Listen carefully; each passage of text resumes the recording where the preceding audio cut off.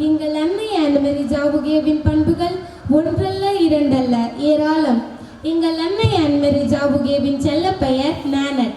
நானட் தனது 10 வயதிலே பிரான்ஸ் நாட்டில் கிராமத்திலும் சுற்றுப்புற ஊர்களிலும் மேளத்தை கொட்டி சிறுவர் சிறுமிகளை ஒன்று கூட்டினார்.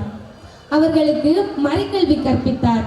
அப்பொழுது குருக்கள் விரட்டப்பட்டனர், தேவாலயங்கள் மூடப்பட்டன.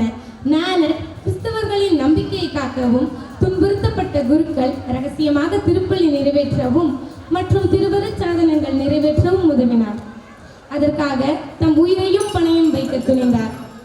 எங்கள் அன்னை ஆன்மரி ஜாவுகேவின் தைரியத்தை எங்களுக்கு போதித்து பல நற்செய்திகளை கற்றுக் கொடுத்து எங்களை வழிநடத்துகின்றனர்.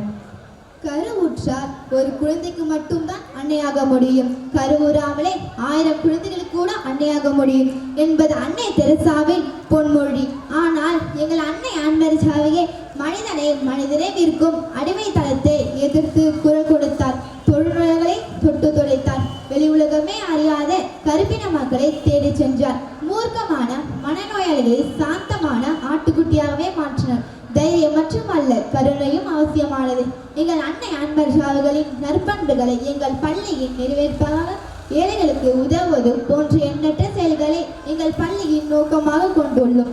இதோ எங்கள் அன்னை ஆன்மரி ஜாவுகே உருவாக்கிய சீர்திருத்த சமுதாயம்.